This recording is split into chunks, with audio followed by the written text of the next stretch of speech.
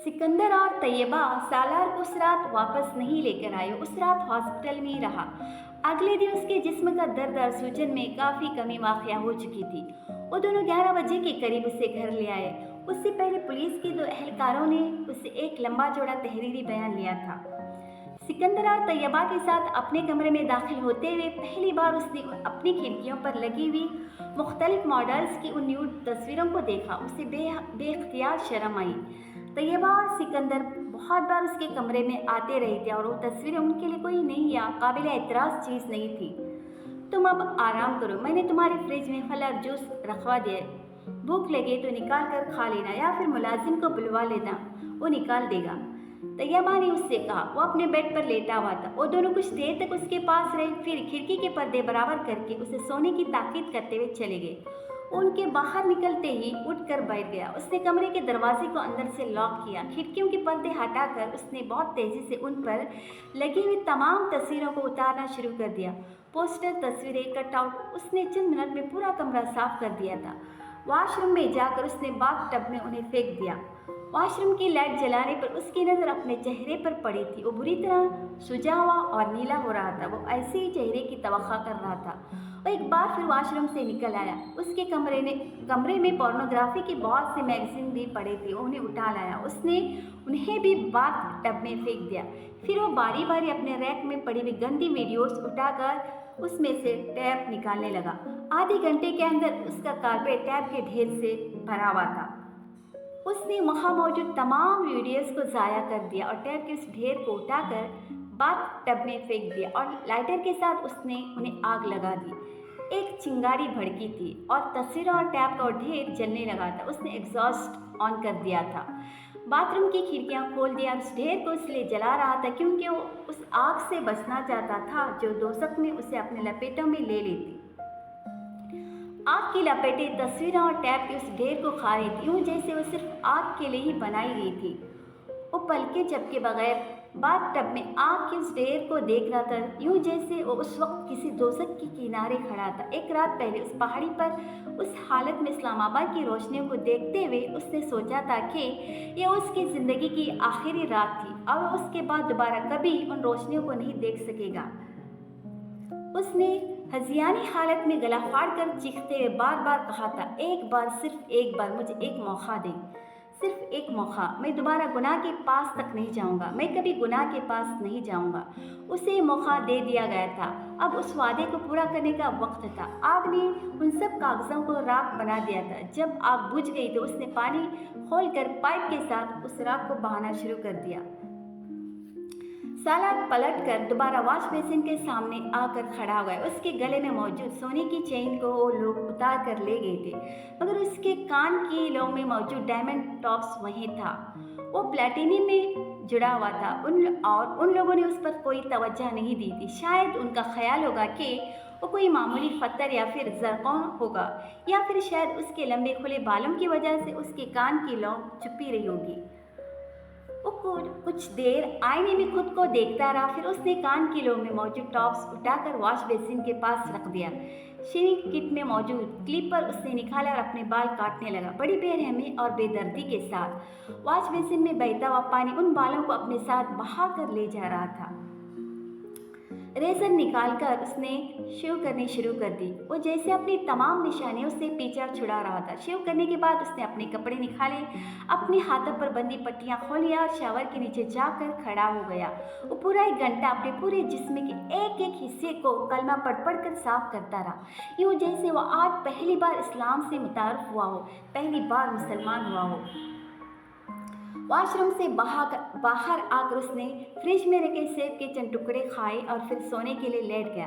दोबारा उसकी आंख अलार्म से खुली जिसे उसने सोने से पहले लगाया था। 2 बज रहे थे। माय गॉड सालार, अपने बालों को क्या किया है तुमने? तैयबा उसे देखते कुछ देर के लिए भूल गई कि वो बोलने के काबिल नहीं था। सालार ने अपनी जेब से एक कागज़ निकालकर उनके सामने कर दिया। मैं मार्केट जाना चाहता हूँ, उस पर लिखा हुआ था। किस लिए? तैयबा ने उसे हैरानी से देखा। तुम अभी ठीक नहीं हुए हो, कुछ घंटे हुए हैं तुम्हें हॉस्पिटल से आए और तुम एक बार फिर आवारागर्दी के लिए निकलना चाहते हो? तैयबा ने उसे कदरे नरम आवाज़ में झड़का। मम्मी मैं कुछ किताबें खरीदना चाहता हूँ। सालार ने एक बार फिर कागज़ पर लिखा। मैं आवारागर्दी करने के लिए नहीं जा रहा। तैयबा कुछ देर उसे देखती रही। तुम ड्राइवर के साथ चले जाओ, सालार ने सर हिला दिया। वो जिस वक्त मार्केट की पार्किंग में गाड़ी से उतरा, शाम हो चुकी थी। मार्केट की रोशनियां वहां जैसे रंग और नूर का एक सैलाब ले आई थी। वो जगह जगह फिरते लड़के लड़कियों को देख सकता था। मगरिबी मलबूसात में मलबूस बेफिक्री और लापरवाही से कहके लगाते उसे ज़िंदगी में पहली बार उस जगह से वहशत हुई थी।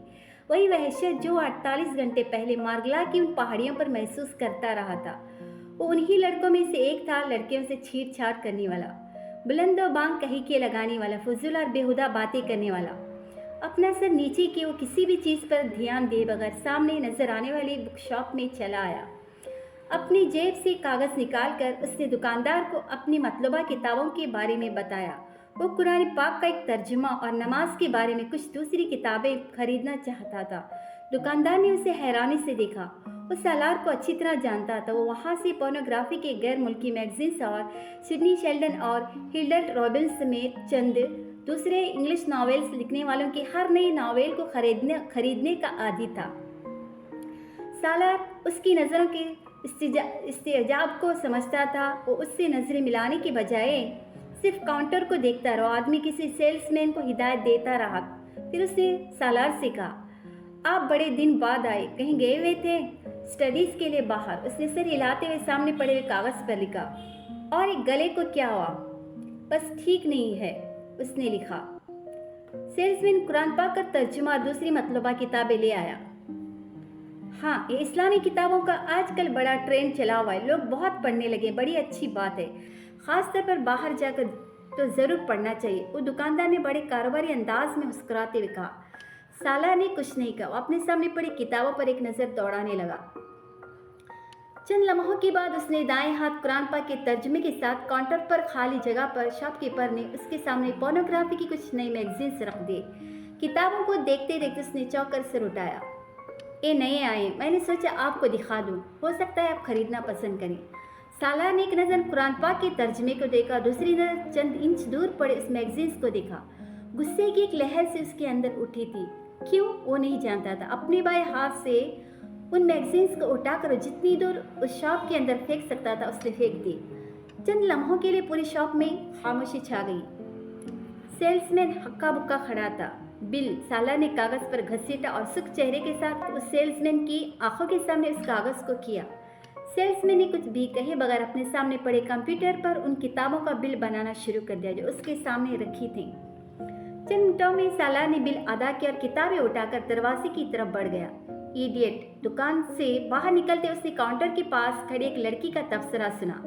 मुखातिब कौन था उसने मुड़कर देखने की ज़रूरत नहीं समझी। वो जानता था वो तबसरा उसी पर किया गया था। 2 हफ्ते बाद उसकी आवाज़ बहाल हो गई थी। अगरचे अभी उसकी आवाज़ बिल्कुल बैठी हुई थी, मगर वो बोलने के काबिल हो गया था और उन 2 हफ्तों में वो रूह की दरियाफ्त में मसरूफ़ रहा। वो ज़िंदगी में पहली बार एक काम कर रहा था। शायद ज़िंदगी में पहली बार उसे एहसास हुआ था कि रूह भी कोई वजूद रखती थी, और अगर रूह के साथ कोई मसला हो जाए तो ज़िंदगी में पहली बार खामोशी के एक लंबे फेज़ में दाखिल हुआ था। बोलना नहीं, सुनना। सिर्फ सुनना भी बाज़ दफ़ा बहुत अहम होता है। उसका इदराक उसे पहली बार हुआ था। उसे ज़िंदगी में कभी रात से खौफ नहीं आया था। उस वाक़े के बाद उसे रात से बेतहाशा खौफ आने लगा था। वो कमरे की लाइट ऑन करके सोता था। उसने पुलिस कस्टडी में उन दोनों लड़कों को पहचान लिया था, मगर वो पुलिस के साथ उस जगह पर जाने के लिए तैयार नहीं हुआ था जहाँ उस शाम वो उसे बांध कर छोड़ गए थे। वो दोबारा किसी जहनी परागंदगी का शिकार होना नहीं चाहता था। उसने ज़िंदगी में उससे पहले कभी उतनी बेखौफ रातें नहीं गुजारी थी, मगर अब ये हो रहा था कि वो स्लीपिंग पल्स लिए बगैर सोने में कामयाब नहीं होता था, और बाज़ दफ़ा जब वो स्लीपिंग पल्स न लेता तो सारी रात जागते हुए गुजार देता। उसने न्यूयॉर्क में भी ऐसे ही चंद हफ्ते गुजारे थे, इतनी तकलीफदार, अजियतनाक, मगर तब सिर्फ उलझन और इस्तराब था, या शायद किसी हद तक पछतावा। मगर अब वो एक तीसरी कैफियत से गुजर रहा था, खौफ से। वो अंदाज़ा नहीं कर पा रहा था कि उस रात उसे किस चीज़ से ज़्यादा खौफ आया था, मौत से, कब्र से, या फिर दोज़ख से। इमामा ने कहा था एक्सटेसी के बाद पेन होती है, मौत पेन थी। उसने कहा था पेन के बाद नथिंगनेस होगी, कब्र नथिंगनेस थी। इमामा ने कहा था नथिंगनेस के बाद हेल आ जाएगा। वो वहाँ तक पहुँचना नहीं चाहता था। वो उस एक्सटेसी से बचना चाहता था जो उसे पेन से हेल्थ का सफ़र करने पर मजबूर कर देती। अगर मुझे उन सब चीज़ों का पता नहीं था तो इमामा को कैसे पता था? वो मेरी उम्र की है, वो मेरे जैसे ख़ानदान से ताल्लुक़ रखती है, फिर उसके पास उन सवालों के जवाब कैसे आ गए? वो हैरान होते हुए सोचने लगता। आसाइशें तो उसके पास भी वैसी थी जैसी मेरे पास थी, फिर उसमें और मुझ में क्या फ़र्क था? वो जिस मकतबे फ़िक्र से थी वो कौन होते हैं और क्यों उस मकतबे फ़िक्र से मुंसलिक रहना नहीं चाहती थी? उसने पहली बार उसके बारे में तफसीली तौर पर पढ़ा। उसकी उलझनों में इजाफा हुआ। ख़त्म नबूवत पर इख्तलाफ किया। इतना अहम इशू है कि एक लड़की उस तरह अपना घर छोड़कर चली जाए। मैंने असजद से इसलिए शादी नहीं की क्योंकि वो ख़त्म नबूवत सल्लल्लाहु अलैहि वसल्लम पर यकीन नहीं रखता। तुम समझती हो मैं तुम्हारे जैसे इंसान के साथ ज़िंदगी गुजारने पर तैयार हो जाऊंगी, एक ऐसे शख्स के साथ जो ख़त्म नबूवत सल्लल्लाहु अलैहि वसल्लम पर यकीन रखता है और फिर भी गुनाह करता है, जो हर वो काम करता है जिससे मेरे पैगंबर सल्लल्लाहु अलैहि वसल्लम ने मना फरमाया। अगर मैं हज़रत मोहम्मद सल्लल्लाहु अलैहि वसल्लम पर यकीन रखने वाले से शादी नहीं करूंगी तो मैं आप सल्लल्लाहु अलैहि वसल्लम की नाफरमानी करने वाले के साथ भी ज़िंदगी नहीं गुजारूंगी। उसे इमामा हाशिम का हर लफ्ज़ याद था। मफ़हूम पर पहली बार गौर कर रहा था। तुम ये बात नहीं समझोगे।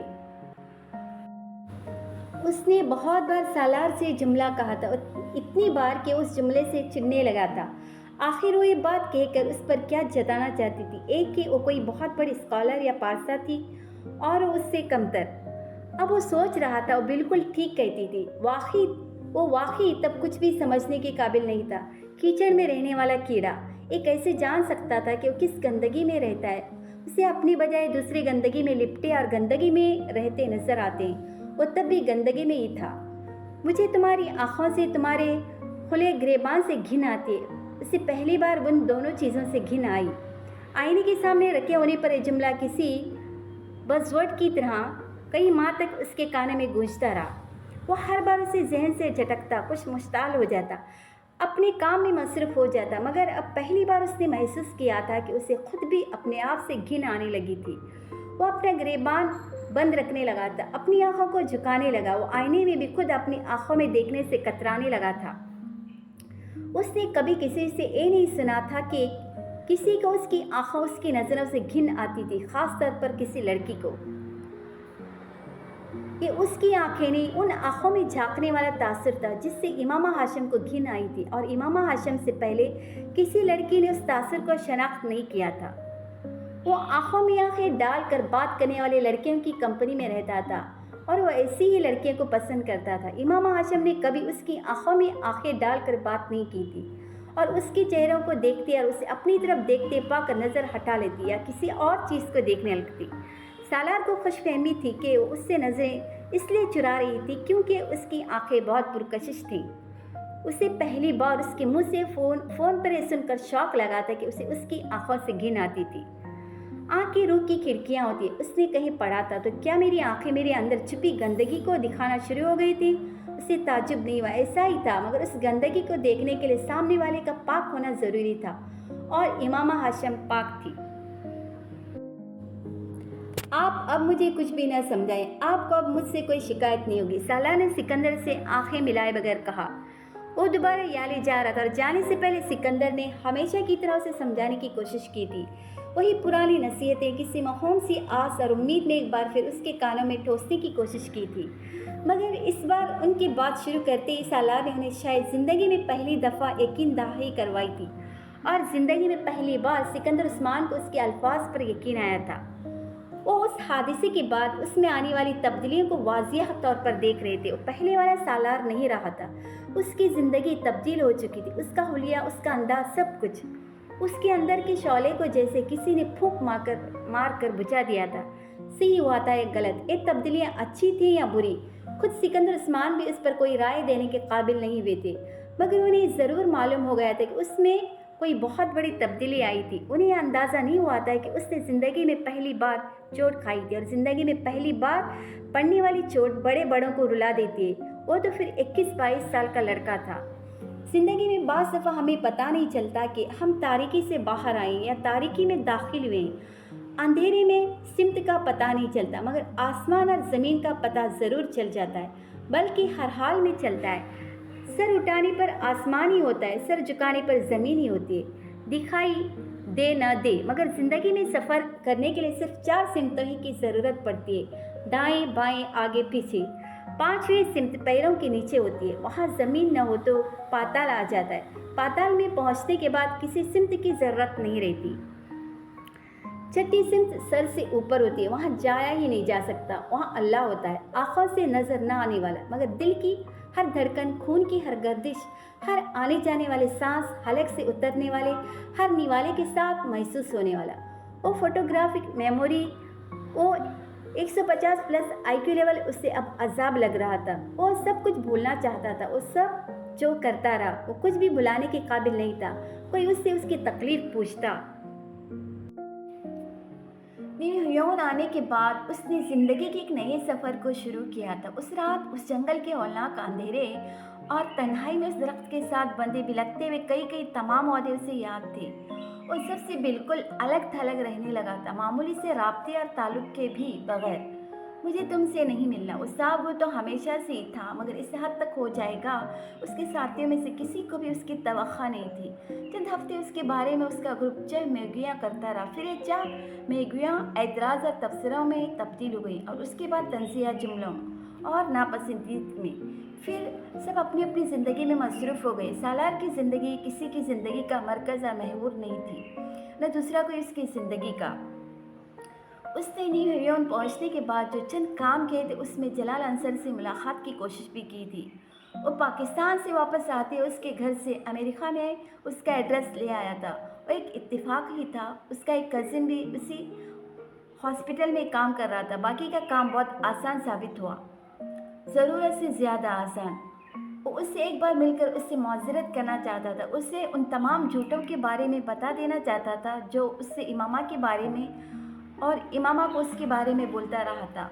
उन दोनों के ताल्लुक में अपने रोल के लिए शर्मिंदा था, उसकी तलाफ़ी करना चाहता था। वो जलाल अंसर तक पहुंच चुका था, इमामा आशम तक पहुंचना चाहता था। वो जलाल अंसर के साथ हॉस्पिटल के कैफेटेरिया में बैठा हुआ था। जलाल अंसर के चेहरे पर बेहद संजीदगी थी और उसके माथे पर पड़े हुए बल उसकी नाराज़गी को जाहिर कर रहे थे। सालार कुछ देर पहले ही वहाँ पहुँचा था और जलाल अंसर उसे वहाँ देखकर हक्का बुक्का रह गया था। उसने जलाल से चंद मिनट मांगे थे। वो 2 घंटे इंतज़ार करवाने के बाद बिलाखिर कैफेटेरिया में आ गया था। सबसे पहले तो मैं ये जानना चाहता हूँ कि तुमने मुझे ढूंढा कैसे?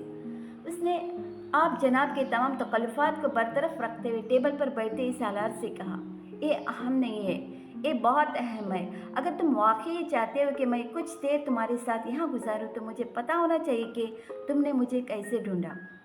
मैंने अपनी कज़िन से मदद ली है, एक डॉक्टर और शहर में बहुत अरसे से काम कर रहा है। मैं ये नहीं जानता उसने आपको कैसे ढूंढा है, मैंने उसे सिर्फ आपका नाम और कुछ दूसरी मालूमात दिए थे, सालार ने कहा। लंच?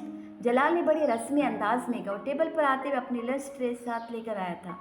नहीं, मैं नहीं खाऊंगा, साला ने शुक्रिया के साथ मुआज़रत कर ली।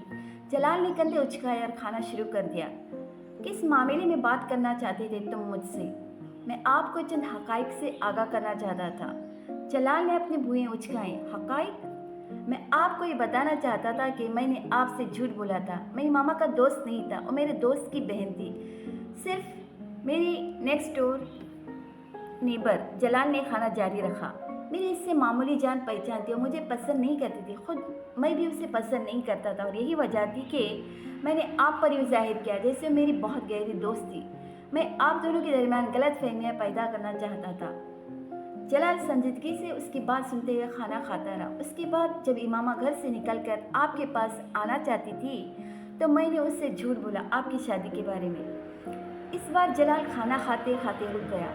मैंने उससे कहा कि आप शादी कर चुके हो, आपके पास इसलिए नहीं आई थी। मुझे बाद में एहसास हुआ कि मैंने बहुत नामुनासिब हरकत की है, मगर उस वक्त तक देर हो चुकी थी। इमामा से मेरा कोई राब्ता नहीं था, मगर एक इत्तेफाक है आपसे मेरा राब्ता हो गया। मैं आपसे एक्सक्यूज़ करना चाहता हूँ।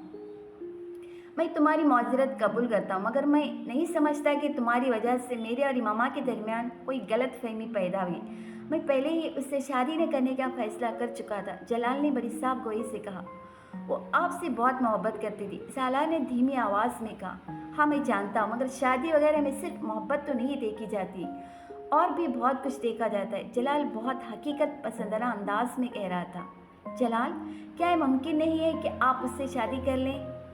پہلی بات یہ کہ میرا اس کے ساتھ کوئی رابطہ نہیں ہے، اور دوسری بات یہ کہ میرا اس کے ساتھ رابطہ ہوتا بھی تب بھی میں اس کے ساتھ شادی نہیں کر سکتا۔ اس کو آپ کے سہارے کی ضرورت ہے، سالار نے کہا۔ میں نہیں سمجھتا کہ اسے میرے سہارے کی ضرورت ہے۔ اب تو بہت عرصہ گزر چکا ہے، اب تک وہ کوئی نہ کوئی سہارا تلاش کر چکی ہوگی، جلال نے اطمینان سے کہا۔ ہو سکتا ہے اس نے ایسا نہ کیا ہو، ابھی بھی آپ کا انتظار کر رہی ہو۔ میں اس طرح کے امکانات پر غور کرنے کا عادی نہیں ہوں۔ میں نے تمہیں بتایا ہے کہ میرے لیے اپنے کیریئر کے اس سٹیج پر شادی ممکن ہی نہیں ہے، وہ بھی اس سے۔ کیوں؟